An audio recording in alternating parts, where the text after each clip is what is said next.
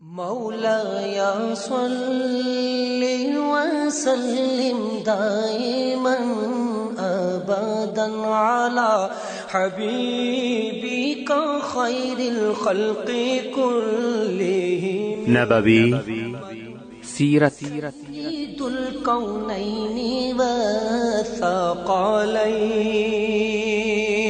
محمد په دې خبرونه کې به تاسو ته د رسول الله صلی الله علیه وسلم د ژوند حالات په تفصیل سره وړاندې شي.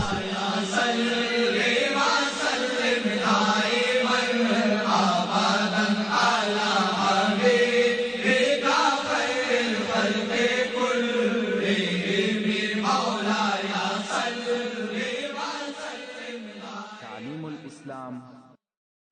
إن الحمد لله نحمده ونستعينه ونستغفره ونعوذ بالله من شرور أنفسنا وسيئات أعمالنا من يهده الله فلا مضل له ومن يضلل فلا هادي له وأشهد أن لا إله إلا الله وحده لا شريك له وأشهد أن محمدا عبده ورسوله. اما بعد، محترم ورونو، موږ د سعد ابن معاذ رضی الله تعالی عنه د اسلام راوړلو قصه بیانول. اوس به د هغه ځای څخه را شروع کوم چې اسید ابن حضیر رضی الله تعالی عنه و اسلام ته داخل سو، او بیا یې و مصعب رضی الله تعالی عنه ته وویل: زما تر شا یو سړی دی چې ستاسو متابعت وکړي، د قوم څخه هیڅوک د مخالفت نه کوي، چې هغه سعد ابن معاذ دی، او زه به اوس تاسو ته راولېږم. بیا یې خپله نیزه ورسره واخیسته او د سعد پر طرف وررهیسو. سعد ابن معاذ چې د خپل قوم سره د مجلس په ځای کې ناست وو او د لرې اسید ولیدی، و قوم ته وویل: په الله سره مې د قسم وي چې په هغه مخ نه دی راغلی کم چې د دې ځایه ستاسو څخه تللی. کم وخت چې اسید و قوم ته ودرېدی، سعد ورته ویل: څه دې وکړه؟ اسید ویل: د خلقو سره به خبرې وکړې، خو ما داسې شی نه پکښې ولیدی چې هغه دې د تشویش وړ او لایق وي، او بیا ما منع کړه چې دلته به نه راځي. دوی ویل: ښه دی، څرنګه چې ستا خوښه وي هغسې کوو، خو یوه بله بده پیښه ده. اوس غواړي چې په دغه حیله سره سعد و مصعب رضی الله تعالی عنه ته ورولېږي. نو ویل: یوه بله بده پیښه ده، هغه دا چې بنو حارثه راوتلي دي، غواړي چې اسعد ابن زراره ووژني، سره د دې چې دوی خبر دي چې هغه ستا د خاله زوی دی. سعد د دې خبرې په اورېدلو سره په قهر سره ولاړ سو، خپله نیزه ورسره واخیسته، د مصعب او اسعد پر طرف ورهیسو. کم وخت چې ولیده چې هغه آرام ناست دي او هیڅ نه ده پیښه، پوه سو چې د اسید مقصد دا و چې زه دلته راسم او د دوی خبرې واورم. په دغه وخت کې اسعد و مصعب رضی الله تعالی عنه ته وویل: یو سردار او رئیس درته رارهیدي او تر شا لوی قوم په پسې دی، که دی ستا د دین متابعت وکړي، د قوم څخه هیڅوک ستا مخالفت نه کوي. خیر، سعد ابن معاذ را ورسېدی او په قهر ورته ودرېدی. و اسعد ابن زراره رضی الله تعالی عنه ته وویل: یا ابا امامه، که زما او ستا په مابین کې قرابت نه وای، دغه سړی به زما څخه ژوندی نه وای تللی. د نن زموږ کور ته هغه شیان راوړي چې زموږ نه دي خوښ. مصعب رضی الله تعالی عنه و سعد ابن معاذ ته وویل: آیا نه کښېنې چې زما خبرې واورې؟ که دې خوښې سوې قبول یې کړه، او که دې ناخوښه وې موږ به درڅخه ولاړ سو. سعد ابن معاذ وویل: دا حق او د انصاف خبره ده. نیزه یې ورته ودرول او دی کښېنستی.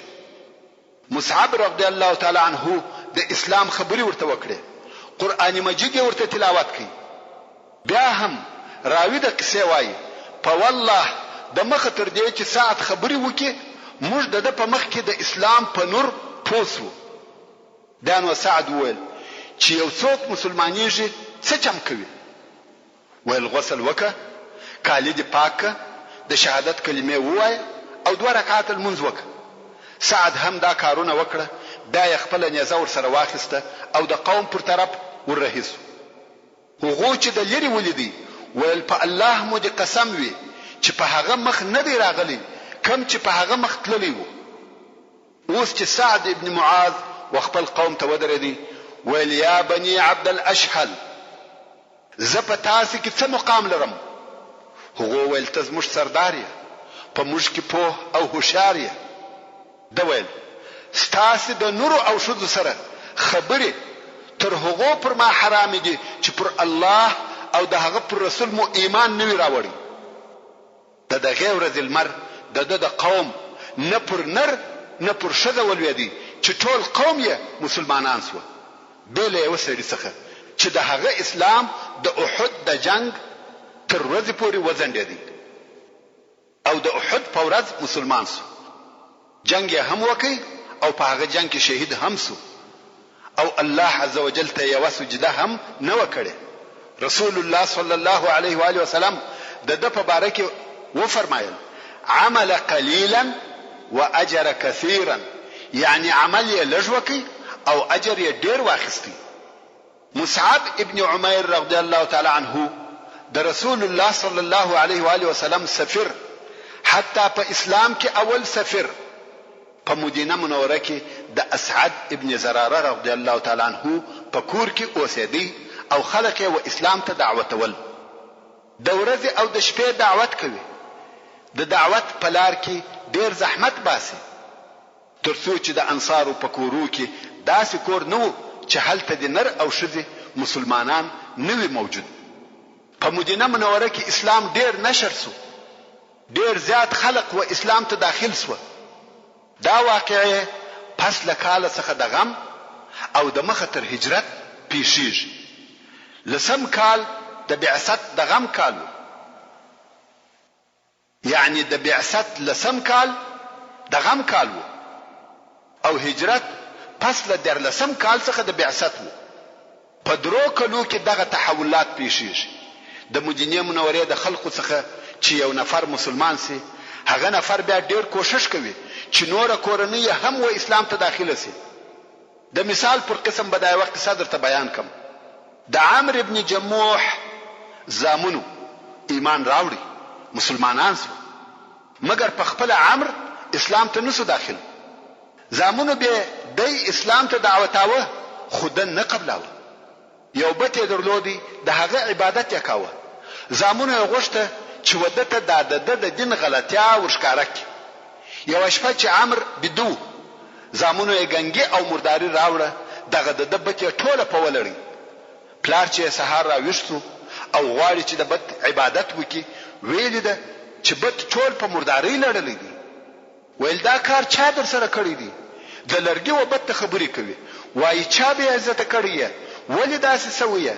پاخته دی، پاکوي او خبرې ورسره کوي. شی پاکي، خوشبویه پورې ومشل او بیا یې د هغه عبادت شروع کړي.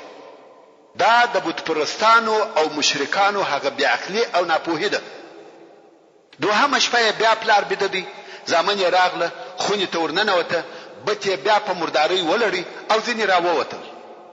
دوهمه ورځ بیا پلار ګوري چې معبود او الهه په مرداري لړلې دي او ورته وایي چې ته څنګه رب یې، د ځان څخه دفاع نشې کولای. بیا یې پاک او خوشبویه کوي، په غاړه تور ور وځړول، ورته وایي که بیا څوک درته راغلی او چې په مرداري لړلې مړ یې کړه. ولرګي ته خبرې کوي. خیر، درېیمه شپه سوه، دوی چې بیده سو بیا یې زامن راغله. زامنو یې یو سپی وژلی و او د بت په غاړه ور وځړاوه. بت یې ټوله د سپي په وینو ولړي. بیا یې سپی او بت دواړه د باندې پر انبار وغورځول. سهار چې پلار راوښتو، په بت پسې ګرځي، هغه نسته. د همسایګانو په یو کور او بل کور کې پښتنې پسې کوي، څو اخر یې بت په انبار کې پیدا کوي او مړ سپی هم په غاړه زړیږي. ویل والله ته د دې لایق نه یې چې څوک دې عبادت وکړي. ولاړی ایمان یې راوړي او مسلمان شو. د مدینه منورې خلقو د خپل قوم سره دغه معامله کول چې اسلام په مدینه منوره کې نشر او ډیر شو. د بعثت د 14 کال د حج تر موسم د مخه مصعب ابن عمر رضی الله تعالی عنہ مکه مکرمه ته ورغلی او رسول الله صلی الله علیه و آله وسلم ته د ځان سره د کامیابی زیری راوړی و او د یثرب د قبیلو هغه قصې ورته بیانولې چې په هغو کې د دوی د خیر اسلحو او قوت حالات په واضح ډول سره ښکارا و. د بعثت د 14 کال د حج په موسم کې چې د 622 میلادي کال د جون میاشت و د مدینه منورې د مسلمانانو څخه 3 نفر نر مسلمانان او 2 مسلمانې ښځې د خپل قوم د مشرکانو حاجانو سره یو ځای د حج د ادا کولو د پاره راووته. تاسو ته معلومه ده چې مشرکانو هم حج کاوه او دغه مسلمانانو هلته په مدینه منوره کې یا پرلارې سره وویل ترڅو به رسول الله صلی الله علیه و آله وسلم د مکه مکرمه په غرو کې د بیر په حالت کې شپې او ورځې تیروي.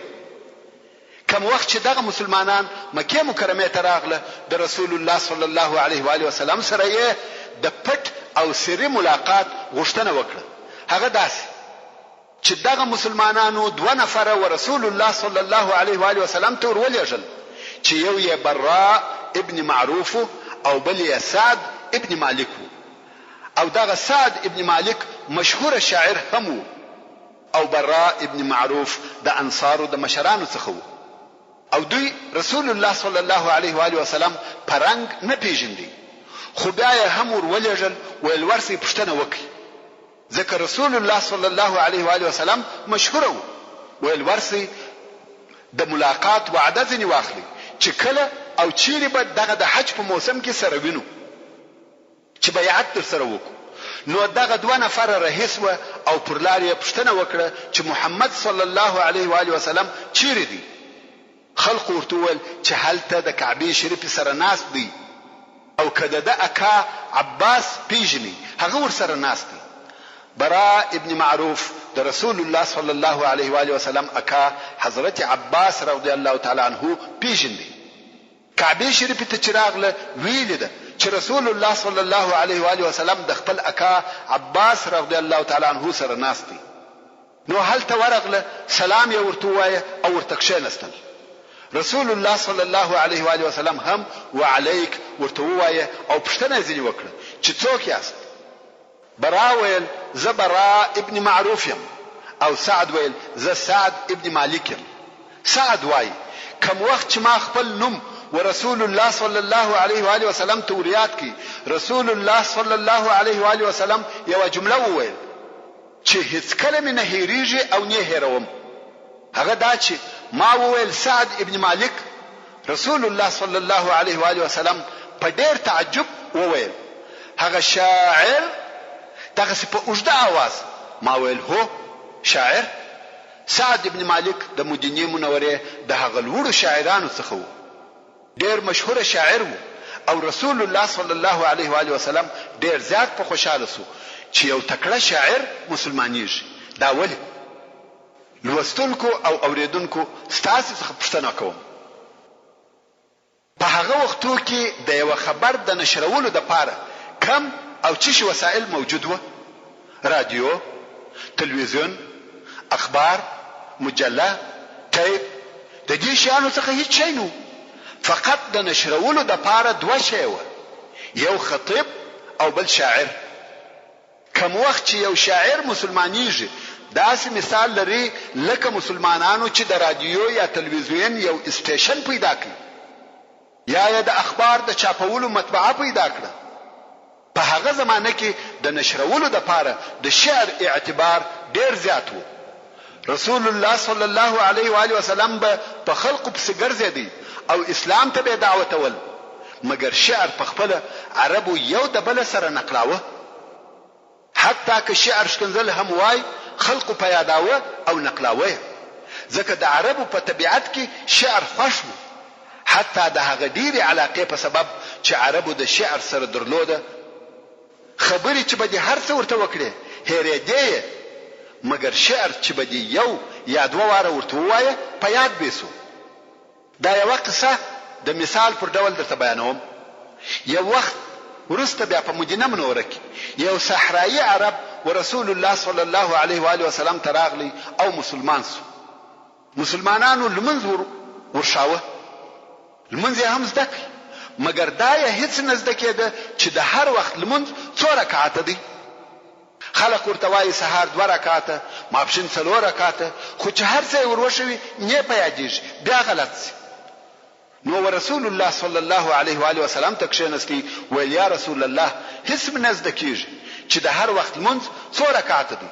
اوس رسول الله صلی الله علیه و آله وسلم وښیي سهار 2 رکعاته، ماپښین 4 رکعاته، مازیګر، ماښام، ماخوستن.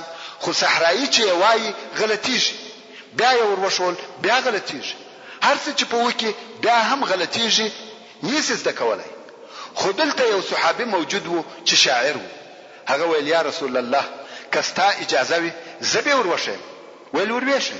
شاعر ویل اسمع یا رجل، سړی واوره، ان الصلاه 4 فاربع ثم 3 بعدهن 4 ثم صلاة الفجر لا تضيع. دغه رکعتونه په شعر وروښول، بس د صحرایي هم په یاد او زده سوه. مقصد دا چې په عربو کې شعر خاص مقام درلودي، شعر یې په دماغ کې کښېنستی، شعر یې پر ژبو آسانه وو، شعر یې په یاداوه او یو د بل سره نقلاوه. نو کوم وخت چې سعد ابن مالک شاعر مسلمان سو، دا د اسلام د پاره ډېره لوی کامیابي وه، ځکه د شعر په واسطه و اسلام ته دعوت نشریدي. بل چا داسې نسوای نشرولای لکه یو شاعر.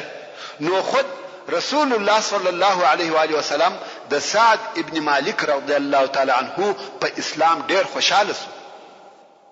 او بیا رسول الله صلی الله علیه و آله وسلم دغه دوه نفر سره وعده وکړه چې په فلاني شپه به د عقبه سره په پټه سره یو ځای کیږي.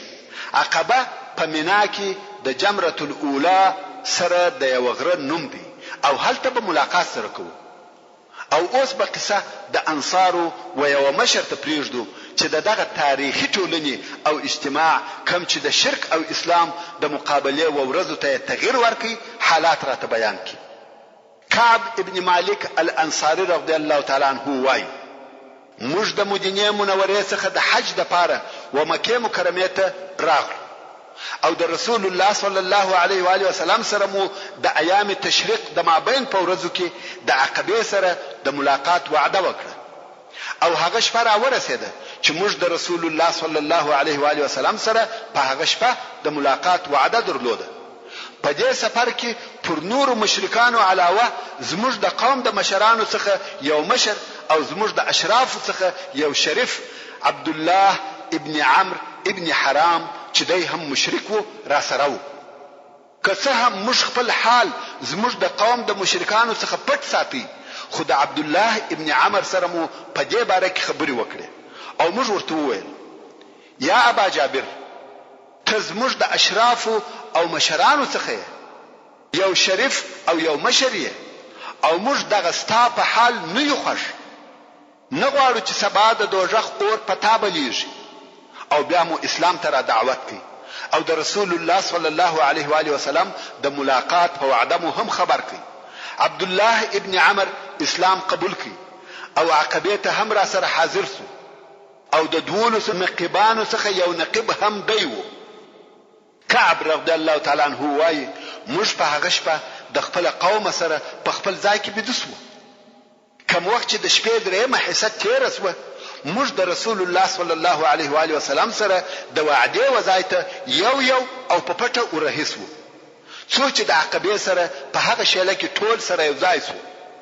موږ ټول درو او یا نفر نران وو او دوی شته را سره وي چې یوه نصیبه بنت کعب و چې په ام عماره سره مشهوره ده او بل اسماء بنت عمرو چې ام منیع ورته ویل کیږي یا ام منیع ورته ویل کیږي.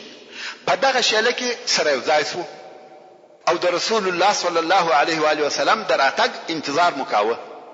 څو چې رسول الله صلی الله علیه و آله وسلم راغلی او د سره د اکا عباس ابن عبد المطلب هم ورسره و او دی په دغه وخت کې د خپل قوم پر دین وو خو بیا یې هم دا خوښه وبلل چې د خپل وراره په معامله کې حاضر وي او ځان ته پوره اطمینان حاصل کړي.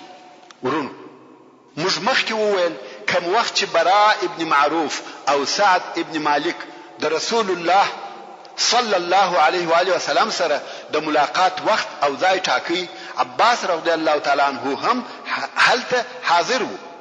دغه دوه نفر نه غوښته چې دغه په حضور دغه خبرې وسی ځکه عباس رضی الله تعالی عنہ هغه وخت اسلام ته نو داخل شوی خو رسول الله صلی الله علیه و آله وسلم ورته ویل خبرې پښکارا سره کوي دا زما اکادي مطمئنه اوسئ.